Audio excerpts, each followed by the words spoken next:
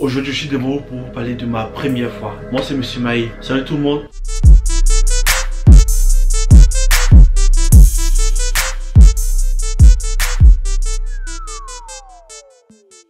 Ma première fois à Londres. Comment ça s'est passé? Alors là, ma première fois, depuis le collège, j'ai tout le temps rêvé de partir à Londres. Je suis parti à Londres pour voir comment ça se passe et tout. Je suis parti à Londres pour, entre guillemets, améliorer mon anglais. Mais je voulais voir au fait à quoi ça ressemble. Je me souviens encore, quand je prenais mes billets, tout dans ma tête, je me disais que je me voyais pas prendre un voyage de 30 minutes ou 45 minutes, non. C'est pas ma gamme, je pense pas. Il y a d'autres qui préfèrent partir en avion. Mais moi, je préfère partir encore en train. Partir en car, c'était encore un autre souci. Parce qu'en car, ça fait 8 heures, je pense.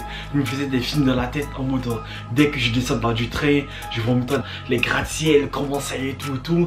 Les gratte-ciel, du coup, je me disais, en fait, je me faisais des films dans la tête. Je vais descendre du train, comment ça s'est passé, ma démarche, comment je vais marcher, les gens, comment ça va regarder, tout. Bing, je reviens à la réalité. Ça s'est pas passé comme ça. Déjà, une grosse valise. Et oui, le gars qui part à Londres, mais qui prend toute sa vie de France pour partir à Londres. J'ai pris le train, je suis parti. Dans le train, le voyage, ça s'est très bien passé. Déjà, sur le billet d'avion, ils avaient dit de ramener que 2 bagages. Comme je suis toujours fidèle à moi-même, je suis parti avec 2 grandes valises.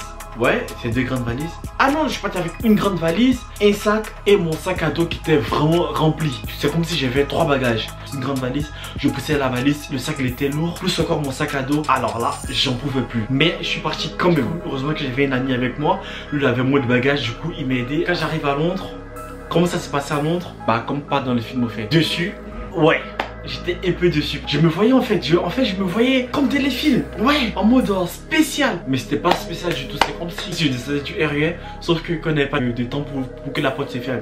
Je pensais que c'était du RER. C'était basique. Je vais dire, j'étais un peu dessus. Mais j'étais toujours optimiste parce que je me disais que si je sors vraiment de la gare de Saint-Pancras, je sais plus ça s'appelle comment. Ouais, c'est ça, je pense que ça va mieux se passer. Quand je descendu du train, c'était pas comme dans les films au fait. C'était pas comme ce que je me suis prédit dans la tête. C'était pas comme quand j'étais au lycée que j'imaginais quand j'allais être à Londres. En fait, c'était pas comme ça. Déjà, je lui trimballais ma grosse valise, mon gros sac à dos. Mon pote, il en avait marre de moi. Du coup, il est parti. Il m'a laissé, il était devant. Et moi, avec mon vieux anglais, j'arrêtais pas de demander aux gens, ouais, la sortie c'est où déjà? Et en plus, on est tombé sur un français. Un Congolais, du coup un Français, on va dire, quelqu'un qui parle français, mais qui vit à Londres, mais qui parle aussi anglais, mais qui parle anglais, t'as l'impression qu'il parlait français. Bref, du coup on est tombé sur lui, et lui, il ose dire, alors là les Français tout le temps, ils posent des questions, suivez la ligne, il a dit ça en anglais, mais c'était tellement français qu'on a compris. Du coup, on arrive à Londres. Et là, j'ai mon oncle qui est venu nous chercher, mon ami et moi. Il voulait prendre mon sac, sauf que le sac était trop lourd. Heureusement que je lui ai dit non, que le sac est trop lourd. Du coup, il nous a aidés.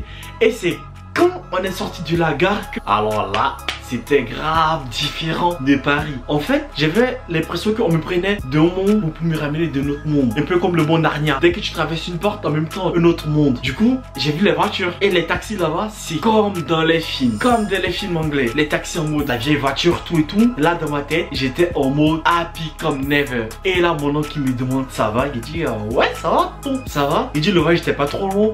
Dans ma tête, il me disait, non, mais ça valait le coup en même temps. Et je vois des gratte-ciel, mais qui sont différents de Paris, au fait. En fait, c'était typique anglais, en fait. Et j'étais tellement content. Dans ma tête, je me suis dit, ah ouais, dans la gare tout à l'heure, je me disais, bon, c'est comme Paris, en fait. Mais en fait, c'est pas le cas. Quand je suis sorti de la gare, et c'est là que j'ai vu maintenant, il y a les routes, les gratte-ciel, les voitures. C'est différent et tu vois tout le monde qui sont en train de parler et ça parle que un truc que tu comprends presque rien.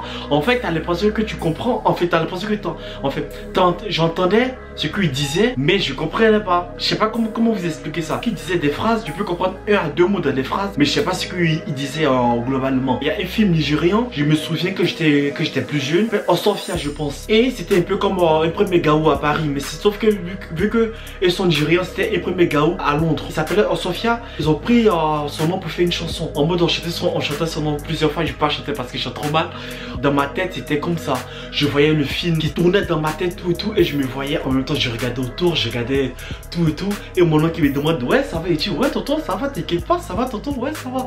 Et j'avais la tête comme ça qui regardait en haut. Et je regardais tout le monde. C'était archi différent dans ma tête. C'était archi différent dans mes yeux en même temps. C'était archi différent. Même dans mon ventre, j'avais des papillons. Je me suis j'étais tellement à l'aise. J'ai mon oncle, il prend un taxi. C'est pas qu'il prend le taxi comme sur Paris, au fait. Un taxi qui est à l'ancienne. Même la porte, tu l'ouvres pas normal. Tu l'ouvres comme ça. Oh, vous voyez, la porte, elle est là. La porte, tu ouvres comme ça et tu rentres. C'est comme les vieux taxis, comme des films anglais. Et là, dans ma tête, je me suis dit, ah, ma bille, les gars. Donc, il prend un taxi, mais un taxi à l'ancienne, comme je l'ai déjà dit. On part directement dans un Airbnb avant de partir de l'appartement où on avait, où on devait vivre pendant 2 mois. Du coup, de l'Airbnb, on arrive là-bas, mais aussi, c'est aussi différent de ce que j'imaginais au fait. On a pris le taxi avec mon oncle.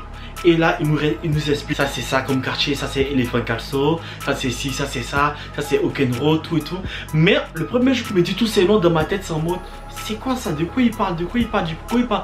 En même temps, dans mon ventre, c'est quoi? En fait, dans ma tête, dans mon ventre, en même temps, il se passe quoi? Je suis archi content. Et en même temps, c'est des trucs que je dois assimiler, je dois connaître. Et je me dis, ah non, moi, j'ai pas le temps d'apprendre ça, tonton. Laisse-moi kiffer le moment, tout et tout. Je pose des questions en même temps par rapport à la fac là-bas, par rapport à l'université, par rapport au système, si c'est le même système ou pas. Et j'ai envie de tout apprendre en même temps, envie de tout connaître. Bref, il nous explique, tout et tout. Et là, on arrive dans le Airbnb. Le Airbnb qui était à Lewisham. Mon oncle qui m'explique Lewisham, comment c'était avant, comment c'est devenu aujourd'hui. Et on arrive dans le Airbnb, la dame qui vient nous prendre. Là, elle nous parle, elle nous explique comment c'est, Au début, elle a commencé en anglais, mais quand elle a vu ma tête, ouh, elle passait en français directement. En fait, pendant 2 à 3 jours, j'avais tout le temps des papillons dans mon ventre en fait.